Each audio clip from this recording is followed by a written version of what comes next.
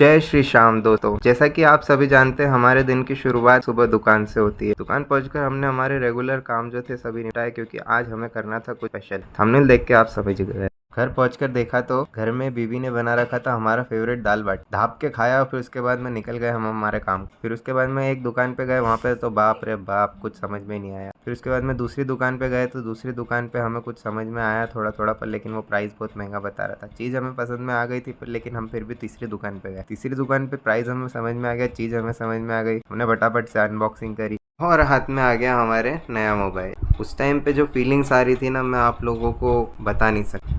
मतलब जो खुशी, हमने उसके क्या फीचर्स चेक करे और क्या कैमरा क्वालिटी। फटाफट से हम उसको लेके पहुंच गए हमारे घर पे। घर पे हमने हमारे पापा को दिया, क्योंकि हम उनके लिए ही लेके आए थे ये। फिर उसके बाद में हम लोग पहुंच गए शाम में हमारी शॉप पे। शॉप पे जो हमारे रेगुलर काम चल रहा था वही सब चल रहा था, पर लेकिन आज मेरी ज़्यादा देर बैठने की इच्छा नहीं हो रही थी, तो इसलिए मैं घर आ गया। घर पे आकर मैंने किया डिनर सलाद के साथ में और फिर खाया मस्का पाव। का व्लॉग यहीं पर ही ख़त्म करते हैं, तब तक के लिए बाय। Thanks for watching.